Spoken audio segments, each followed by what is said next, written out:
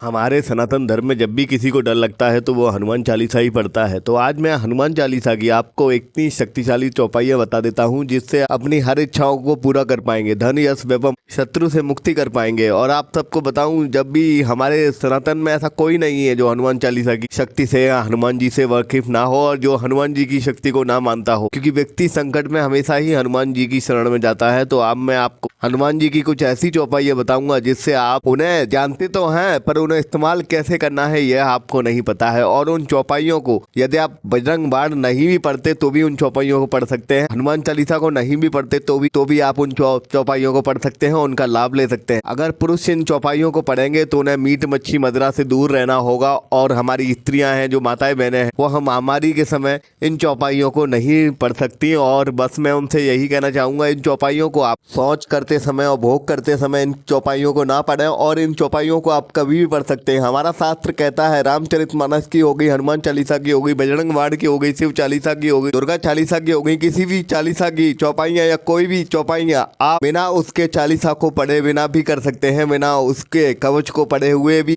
कर सकते हैं। और इसमें शास्त्र में कहीं मैंने नहीं देखा, मैंने 18 पुराणों और चारों वेदों में से यह कहीं नहीं पढ़ा हुआ है कि इन चौपाइयों को आप अलग से नहीं पढ़ सकते। तो आप इन चौपाइयों को अलग से पढ़ सकते हैं और इनका लाभ ले सकते हैं। तो अब मैं आप सबको हनुमान जी के जो मानने वाले हैं और जो हनुमान जी को संकट में याद करते हैं उनके लिए यह चौपाइयाँ बता देता हूँ किस तरह से उन्हें ये चौपाइयाँ पढ़नी है और किस तरह से करनी है, किस तरह से इन चौपाइयों का लाभ लेना है। पहली जो प्रमुख चौपाई है, ध्यान से समझिएगा, नासह रोग हरह सब पीड़ा, जपत निरंतर हनुमत वीरा। चौपाई है नासह रोग हरह सब पीड़ा, जो सुमरय हनुमत बलवीरा। यह चौपाई अगर आपके घर में बार बार बीमारी आ रही है तो आपको 11 लौंग या 2 जायफल पैर लेकर जिस व्यक्ति को बार बार बीमारी लग रही है उस व्यक्ति को ऊपर घुमाना है सर पे, और सर पे घुमाते घुमाते इस चौपाई को 21 बार बोल सकते हैं या 108 बार बोल सकते हैं। और फिर उसको अग्नि दहन कर दीजिए जो भी सामान है, आपको फिर कभी भी बीमारी नहीं लगेगी हनुमान जी की कृपा से। अगर आप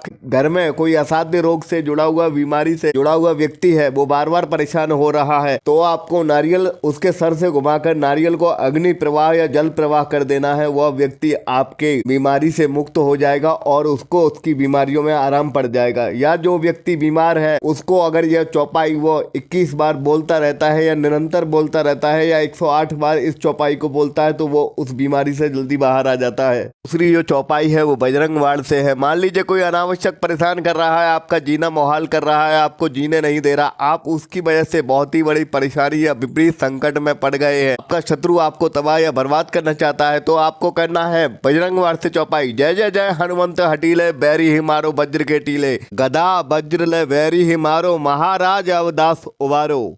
चौपाई को 51 बार आपको पढ़ना है। जब भी कोई शत्रु आपको परेशान करे या आपको दुखी करने की कोशिश करे, या कोई भी अगर आपके पति या पत्नी का इधर उधर अवैध संबंध हो गया है, तो भी आप इस चौपाई को पढ़ सकते हैं। और इस चौपाई से जुड़ा हुआ आपको एक प्रयोग बता देता हूं। मान लो कोई शत्रु है या सौतन है, कोई भी ऐसी चीजें हैं जो आपको तंग कर रही है या आपको परेशान कर रही है, तो आपको एक पर्ची पे उसका नाम लिखकर, जो कांटे होते नहीं है पैर में चुभता है वो कांटा, 108 कांटे उस कागज पे लगा के उसको जमीन में दफन कर देना है। या आप मान लो कोई शत्रु अनावश्यक परेशान कर रहा है, तो एक पाटे पर, लकड़ी के पाटे पर 21 कीला ठोककर उस पाटे पर, उस लकड़ी के पाटे पर उस व्यक्ति का नाम लिखकर आपको धूप में सूखने के लिए छोड़ देना है। और अगर आपकी कोई स्त्री या आपका कोई स्त्री दुश्मन है तो आपको उसमें कांटे लगाकर मिट्टी में दबा देना है। और कोई अगर पुरुष दुश्मन है तो पाटे को धूप में सूखने के लिए छोड़ देना है कहीं एकांत जगह पर। तीसरी जो चौपाई है वो रामचरितमानस से है। यह धन खुशियाँ और संपदा, धन यश वैभव देने वाली चौपाई है। अब मोहे महाभरोसो हनुमंता, तेरी ही कृपा से मिलेगी धन प्रसिद्धि प्रसन्नता। तो आपको यह चौपाई बोलकर, यह चौपाई रामचरितमानस से है, थोड़ी मैंने इस चौपाई को थोड़ा मैंने बनाया है। अब मोहे महाभरोसो हनुमंता, तेरी ही कृपा से मिलेगी धन प्रसिद्धि और प्रसन्नता। इस तरह से आपको चौपाई बोलकर हनुमान जी के मंदिर में शाम को जाकर हनुमान जी के सामने एक दिया लगाकर आना है और इस चौपाई को 21 बार बोलना है। 51 दिनों में आपकी वह मनवांछित इच्छा पूरी हो जाएगी। आप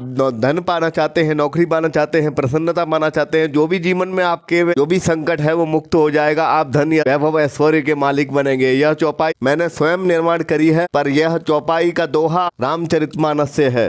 जो चौपाई है वो अष्ट सिद्धि नवनिधि के दाता, असवर दीन जानकी माता। इस चौपाई से आपको अष्ट सिद्धि नवनिधि की दाता असवर जीन जानकी माता से आपको धन यश वैभव प्राप्त होता है और आपको वाचा सिद्धि भी प्राप्त होती है अगर आप इस चौपाई को निरंतर 108 बार जाप करते हैं। इस चौपाई के जपते जपते अगर आप प्रभु श्री राम और माता सीता को पुष्प अर्पित करते हैं या अंजनी के नाल को चोला चढ़ाते हैं तो आपकी हर इच्छाएं मनवांछित इच्छाएं पूरी होती है, आप धन यश वैभव पाते हैं। 5वीं चौपाई है वीर बजरंगी मेरे कष्ट मिटा दो, मुझे राम जी से भेंट करा दो। हे वीर बजरंग बली हनुमान पूर्ण करो मेरे काम, हे राम भक्त हनुमान, हे राम भक्त हनुमान। फिर आप जो भी इच्छा मांगना चाहें राम जी के मंदिर में, सीता माँ के मंदिर में या हनुमान जी के मंदिर में दिया जला दें और लड्डू अर्पित करें माँ। और मंगलवार या शनिवार को हनुमान जी के मंदिर में लड्डू अर्पित करें। यह अगर चौपाइयाँ आप ऐसे ही पढ़ेंगे बिना किसी चालीसा, बिना किसी बजरंग बाण के, बिना किसी स्तोत्र या पाठ के, तो यह शावर मंत्र का काम करेंगे, शावर मंत्र का काम करेंगी। अगर आप ओम लगा देंगे तो यह मंत्र का काम करेगी।